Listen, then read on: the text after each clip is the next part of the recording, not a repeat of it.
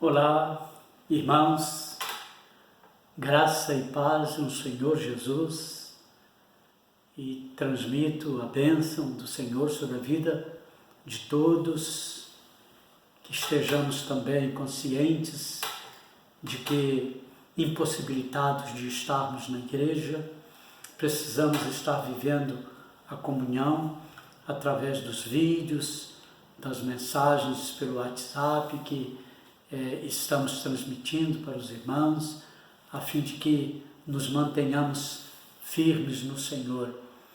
Quero também neste momento lembrar aos irmãos da nossa atividade no domingo, Dia das Mães, aquilo que apresentaremos, e aproveito para falar também aos pais para que disponibilize para os seus filhos o programa do Departamento Infantil da Igreja. Estejam atentos a isso. Hoje eu não falarei sobre o Espírito Santo. Lerei um texto e vou compartilhar com os irmãos esse texto, além do que o irmão também, a irmã, vai tirar as suas conclusões a partir da leitura desse texto que lerei, que é um texto bem conhecido, interessante, importante para a nossa vida. O Salmo de número 1. Se você puder e tiver condições agora, abra sua Bíblia e vamos fazer a leitura desse Salmo e também compartilhar um pouco sobre o que encontramos nele. Diz: bem-aventurado o varão que não anda segundo os conselhos dos ímpios, nem se detém no caminho dos pecadores, nem se assenta na roda dos escarnecedores. Antes tem o seu prazer na lei do Senhor, e na sua lei medita de dia e de noite.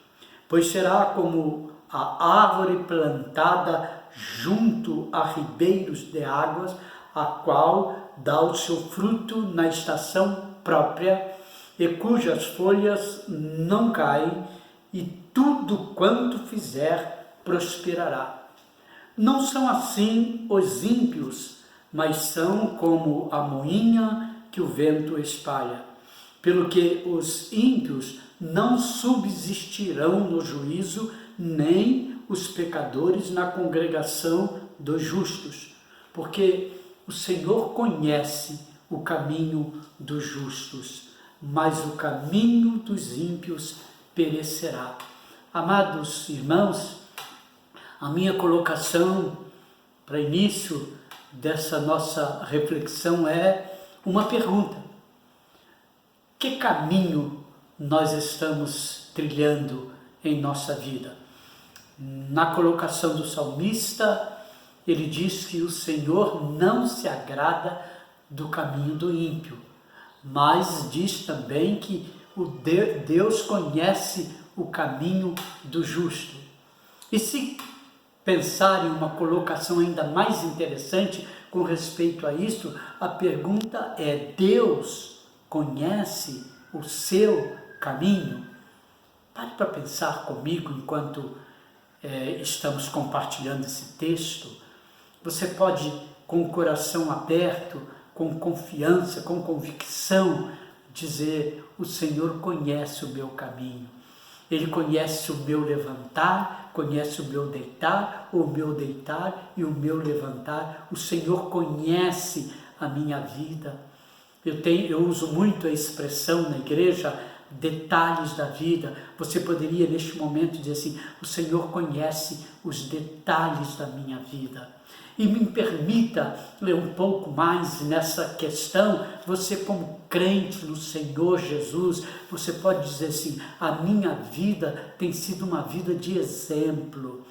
Provavelmente você recebeu ou viu e ouviu na nossa meditação de quarta-feira de manhã, no momento de oração com o pastor, que eu falei um pouquinho exatamente dessa questão de vivermos uma comunhão com o Senhor, tremenda comunhão, quando fiz menção de 3 pessoas da Bíblia, né? Falei de Lameque, falei de Noé e depois falei de Jó, e apresentando ali para nós 3 qualidades interessantes, né? Uma adoração, uma disposição para ser usado por Deus e um outro e que Deus toma também para provar o seu poder. Então, volto a pensar com você neste momento. Realmente você está vivendo uma vida digna diante do Senhor? Vamos ao texto que li para os irmãos.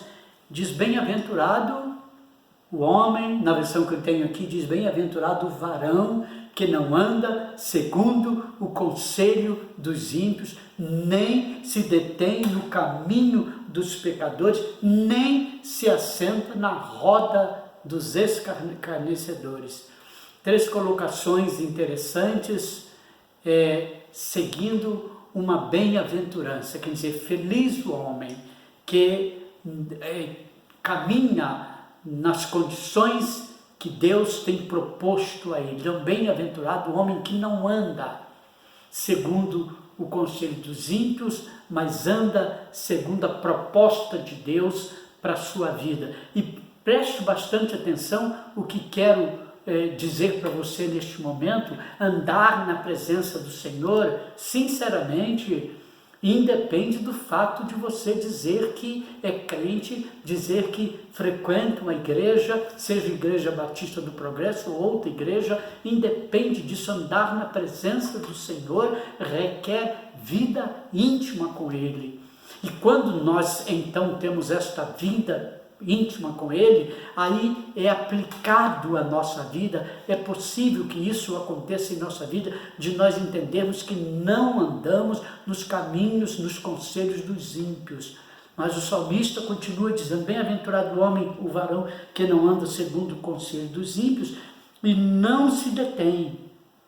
Um outro detalhe importante é isso. Eu tenho, e vocês também com certeza, já na vida a gente ouve tantas notícias e que às vezes entristecem, né, de pessoas que durante um tempo, mesmo em nossa igreja, estiveram conosco, caminharam, andaram, cantavam louvores, oravam, participavam e que hoje estão completamente distantes do Senhor. Algumas ainda mantendo essa aparência de crente, mas infelizmente sem qualquer comunhão com o Senhor. Então diz: não se detém no caminho dos pecadores, nem se assenta na roda dos escarnecedores. Disse algum tempo atrás, nesse período em que estamos, sobre o fato de que nós vivemos um tempo em que o mundo escarnece do Senhor. Na verdade, no nosso informativo de domingo, no editorial, eu chamei a atenção dos irmãos, mais ou menos nesse sentido também, um mundo que escarnece de Deus. E eu quero, neste momento nosso, de reflexão, de compartilhamento da palavra do Senhor, te convidar a trabalharmos, a nos esforçarmos, se for o caso, para sermos pessoas completamente justas diante do Senhor, pessoas que buscam sempre a santidade diante do Senhor. E diz ainda o Salmo, no verso 2 agora: antes tem o seu prazer na lei do Senhor, e na sua lei medita de dia e de noite. Estamos aqui diante de uma outra mensagem, uma outra lição para a nossa vida. A lei do Senhor aqui referida não é a lei de Moisés, que eu falei em algumas reflexões passadas. Não é a lei de Moisés, é a lei de Deus. E qual é a lei de Deus para a nossa vida? A lei de Deus é a palavra dele, é a Bíblia. Por isso, entendermos que quando nós nos aplicamos a estudar a palavra de Deus, não somente ler a palavra de Deus, mas estudar a palavra de Deus, então nós nos encontramos com esta perfeita lei do Senhor. Eu gosto muito de ler, de pensar no texto que lemos, e eu citei ele também recentemente, no Salmo de número 19, a partir do verso 7, me permita fazer a leitura desse texto que fala da lei do Senhor. Diz: a lei do Senhor é perfeita e refrigera a alma. O testemunho do Senhor é fiel e dá sabedoria aos simples. Os preceitos do Senhor são retos e alegram o coração. O mandamento do Senhor é puro e alumia a alma. E continua, ou os olhos, e continua o texto: o temor do Senhor é limpo e permanece eternamente. Os juízos do Senhor são verdadeiros e justos juntamente. E o verso 10 encerra: mais desejáveis são do que o ouro, sim, do que muito ouro fino, e mais doce do que o mel e o licor dos favos. Olha que coisa interessante com respeito à lei do Senhor, que é mencionado no Salmo de número 1. Né? Então, nós temos motivos bastante sólidos para buscarmos, sabe? Buscarmos de fato viver na lei do Senhor, e volto a dizer, refriso para os irmãos, a lei do Senhor é a palavra dele, conhecer detalhes da lei do Senhor. Eu tenho vivido dias muito felizes, porque nessa situação em que estamos vivendo, irmãos da igreja estão tendo oportunidade de falar, e confesso que tenho sido surpreendido com palavras de irmãos de forma tão abençoadora, e citando textos da palavra do Senhor, e isso me alegra. Eu confesso que me sinto honrado de perceber que a igreja neste momento está realmente demonstrando ou mostrando o quanto conhece da palavra do Senhor. Então, amado irmão, querida irmã, vamos aplicar também este verso 2 do Salmo de número 1 na nossa vida, pensando exatamente isso: antes ter prazer na lei do Senhor, e na lei do Senhor meditar dia e noite. É lógico que nós não passaremos todo o tempo da nossa vida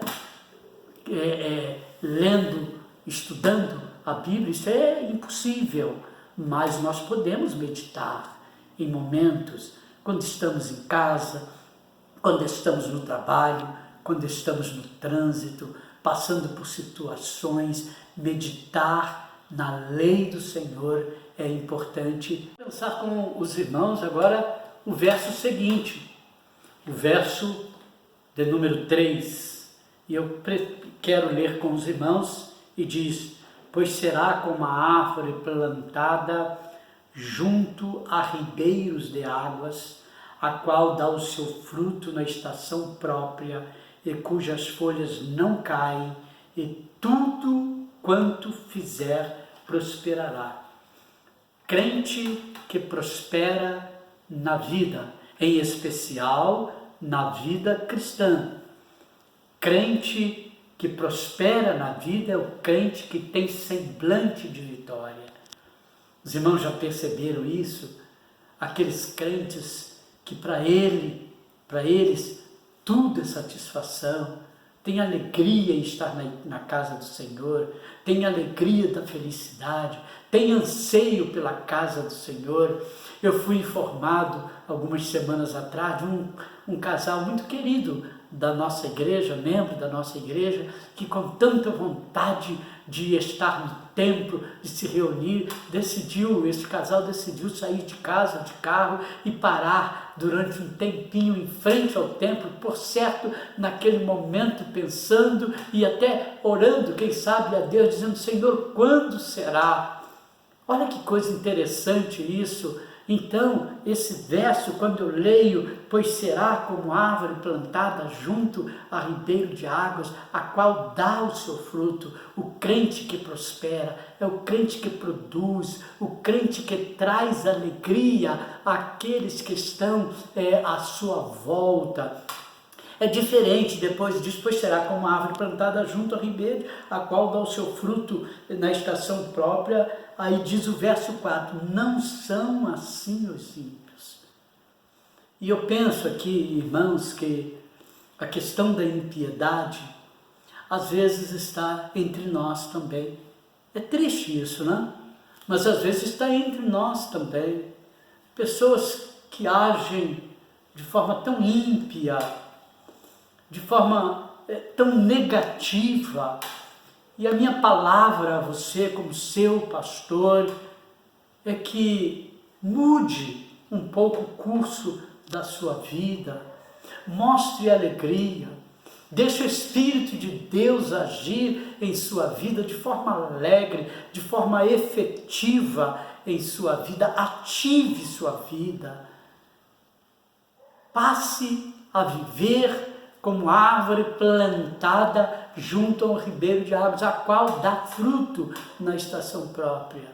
Ao invés de ficarmos mesquinhando as situações que Deus propõe para nós, vamos ser diferentes, vamos abraçá-las, porque aquilo que Deus propõe para nós é sempre bom e perfeito. É sempre coisa para produzir esperança em nossa vida. E, portanto, nós precisamos, como servos dele, viver esperança em nossa vida. O texto, então, diz, antes não são assim os ímpios, mas eles são como a moinha que o vento espalha.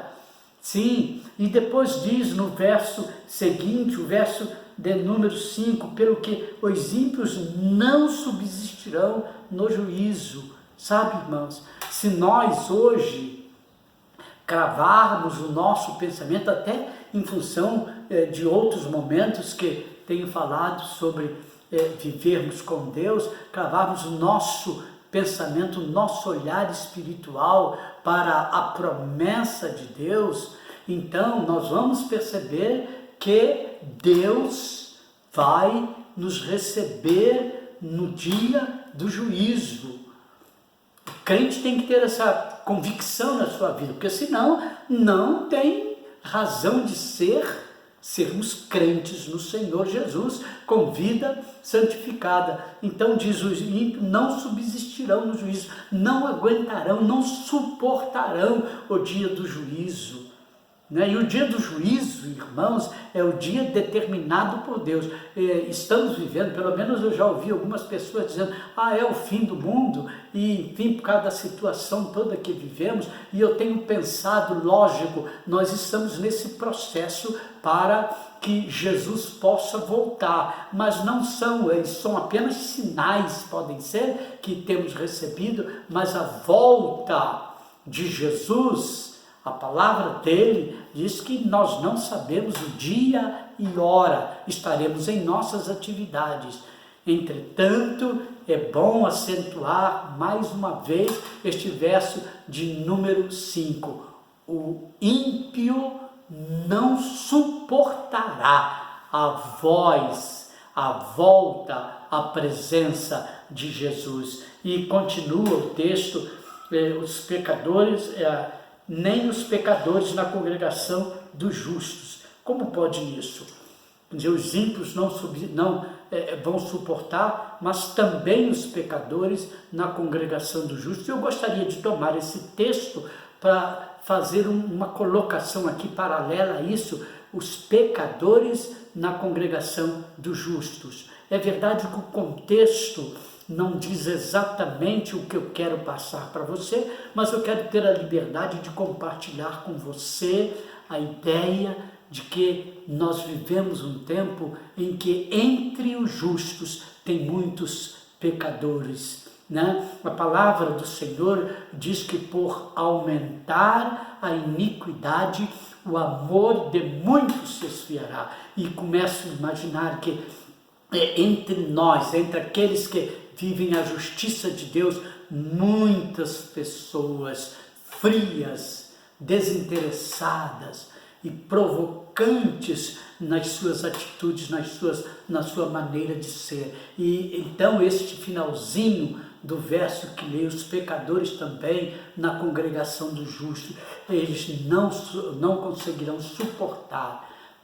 Sabe aquela situação que a pessoa às vezes está na igreja, está incomodada, a pessoa não tem paz consigo mesma, a pessoa encontra uma opção de situações porque ela não consegue ela mesma viver, encarar espiritualmente o que Deus está fazendo dentro da igreja, e então começa a escapulir para um lado, para o outro, e em alguns casos até que realmente não suporta. Mas eu quero convidar a você, irmão e irmã da Igreja Batista do Progresso, mantenha-se firme no Senhor, ajuste a sua vida diante do Senhor e acompanhe aquilo que Deus está fazendo. Vamos nos abraçar, ainda que distantes uns dos outros, e vivermos ansiosos pelo dia em que nos encontraremos naquele lugar que é o nosso lugar de culto. E finalizo esta palavra no último verso 6, porque o Senhor conhece o caminho dos justos, mas o caminho dos ímpios perecerá. E aí eu termino com a pergunta. No início eu falei, você tem confiança na sua vida? E agora eu termino. Seu caminho é um caminho que está tendente a perecer? Quando você olha para a sua vida, os seus pensamentos, as suas ações, as suas atitudes, você realmente está seguro do Senhor na sua vida, árvore plantada junto a ribeiro? Ou você vendo tudo isso na sua vida e diz assim, não dá, não posso prosseguir? Pense nisso. Eu quero orar por você. Pai, com satisfação, com alegria, quero hoje, Senhor, em especial, te agradecer em nome de Jesus por minha vida, pelos milagres operados em minha vida. E sou imensamente grato, porque, Deus amado, em cada momento sinto a tua atuação em minha vida. Isso me faz pessoa feliz. Quero te agradecer, meu Deus, como pastor que sou, pela igreja que colocaste para que eu possa cuidar. E durante esse tempo, cuidando dessa igreja, reconhecendo a Deus as falhas, mas ao mesmo tempo reconhecendo o quanto o Senhor tem sido generoso, bondoso. Então eu coloco diante do Senhor esta vitória que o Senhor tem nos permitido ter através do ministério pastoral com a Igreja Batista do Progresso. E Deus, hoje em especial eu oro por cada membro da igreja, aqueles que, seja em função da pandemia, seja em função das crises que a sociedade está vivendo, ou mesmo por questões pessoais, não estão felizes consigo mesmas e mesmo com a tua palavra, e quem sabe com a própria igreja, ó Pai. Neste momento, me permita, Deus, ministrar sobre a vida de cada membro da igreja, para que cada membro da igreja tenha o reconhecimento de que a tua obra depende que nós vivamos em comunhão, ainda que vivamos nas nossas divergências pessoais, se porventura tais estejam acontecendo, mas que nós nos apliquemos, Deus, a viver o Teu caminho, a nos sentirmos plantados no Senhor, como árvore vigorosa e então produzindo frutos abençoadores. Deus, oro neste momento em nome de Jesus, pelo programa que teremos no domingo na igreja, pelas mães. Permita, Pai, que tudo seja para a honra e para a glória do Senhor. Eu quero te agradecer, ó Deus, pelo nosso departamento, nosso ministério de programa e pelo empenho dos irmãos em fazer o melhor, talvez impedidos no momento de fazer aquilo que sempre gostam de fazer, mas abençoa, Pai, abençoa, Deus, porque queremos fazer a Tua vontade. Olhe pelos enfermos da nossa igreja. Eu oro em nome de Jesus. Amém, Senhor.